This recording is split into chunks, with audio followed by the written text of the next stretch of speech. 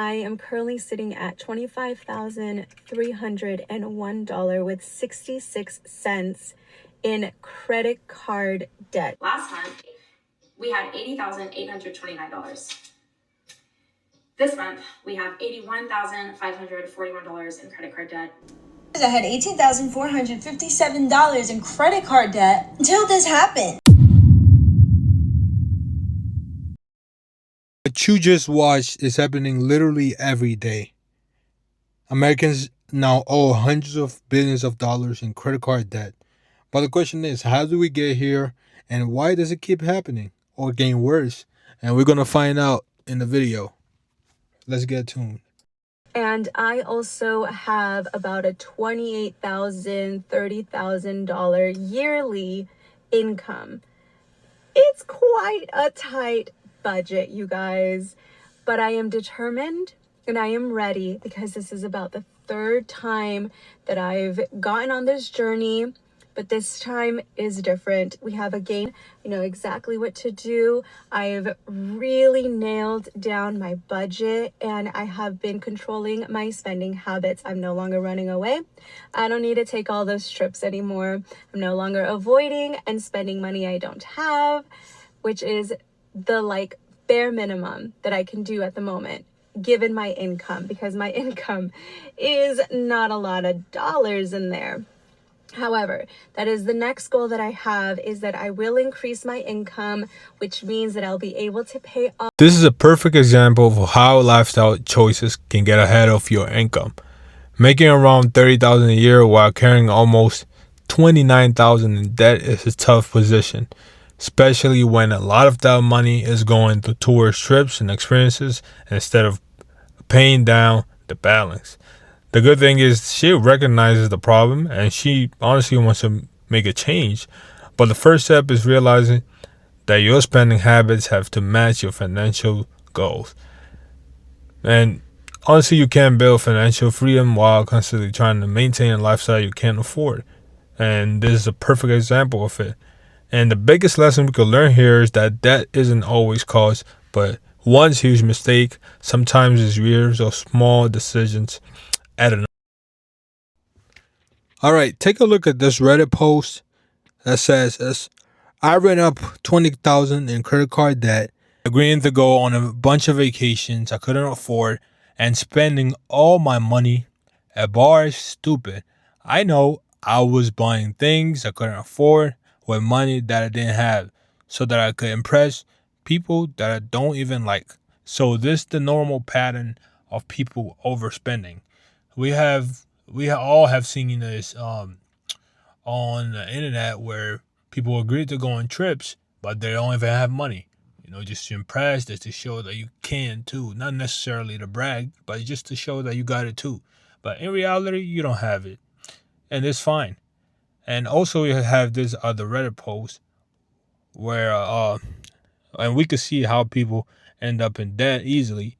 And this guy says, as title, I have accumulated over 25,000 worth of credit card debt. I'm age 30. I just became unemployed due to non-related reasons. I used to make around 150,000 a year after tax, but now my income is zero. I think I just kept telling myself that it really wasn't that bad. It was like $20 here at Publix, $40 dinner night outs. I was eating out sometimes when I was at work and sometimes after work. Then one day, I added everything up. It was the day they told me how much nursing school would be. And my total was $18,400. That's when I decided to kind of rebuild my life before I start nursing school. That's when I came up with this goal of paying off my debt before I start nursing school. Because being $18,457 in credit card debt is crazy. The down payment for a house.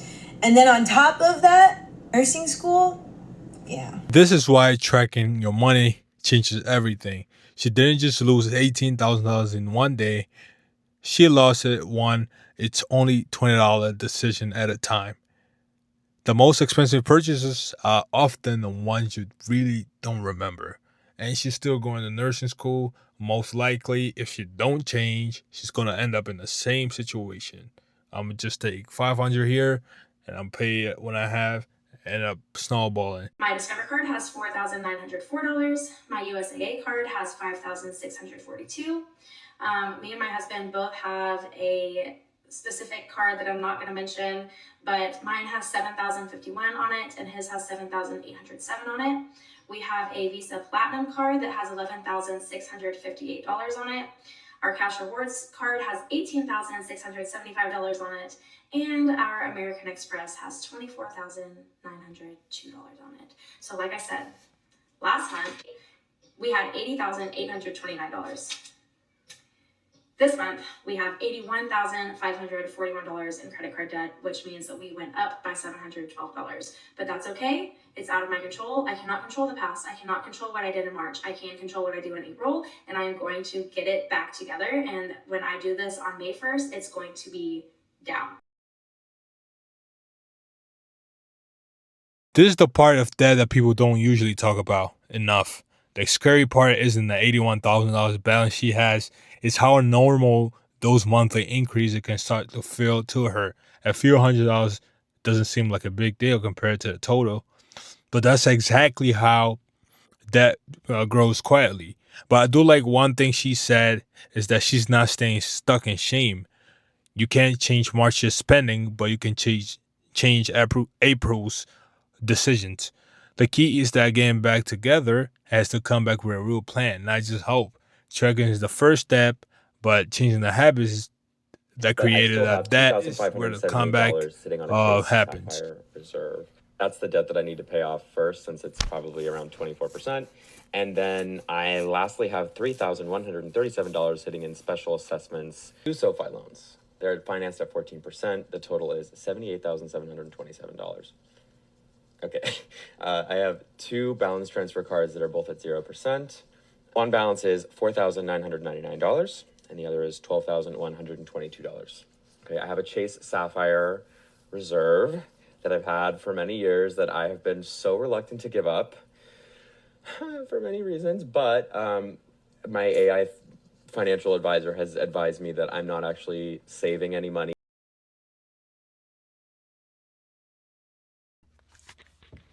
This is actually a perfect example of how debt can become complicated really fast. Looking at the numbers, this person has almost $79,000 in total debt. And the biggest issue isn't just the amount, it's the difference in interest rate attached to each balance. The Chase Sapphire Reserve balance is only $2,500, but the interest is around $24. That's kind of the type of debt that needs attention immediately. High interest credit card debt is basically working against you every single month. The interesting part is that the balance transfer cards having almost $17,000 at 0% interest can be a powerful tool at the moment, which I totally agree, but only if there's a plan to pay it off before the promotional period ends.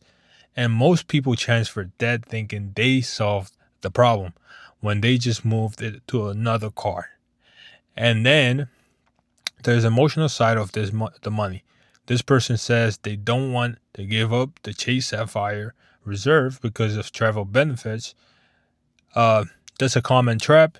A premium card can feel like a status symbol, but if you carrying expensive debt towards the rewards usually don't outweigh the interest you're paying for. The biggest takeaway here is that sometimes the money means letting go of things you like. The goal isn't to look wealthy, but it's just actually to become wealthy. And also, you have to know that credit cards are not the enemy. The problem is when lifestyle comes before financial foundation. Before chasing points, regard rewards and upgrades, build your emergency fund, eliminate high interest debt, and make your money work for you instead against you. And if you like the video, please like, comment. If you have any comment, if you have any suggestions, you want me videos you want me.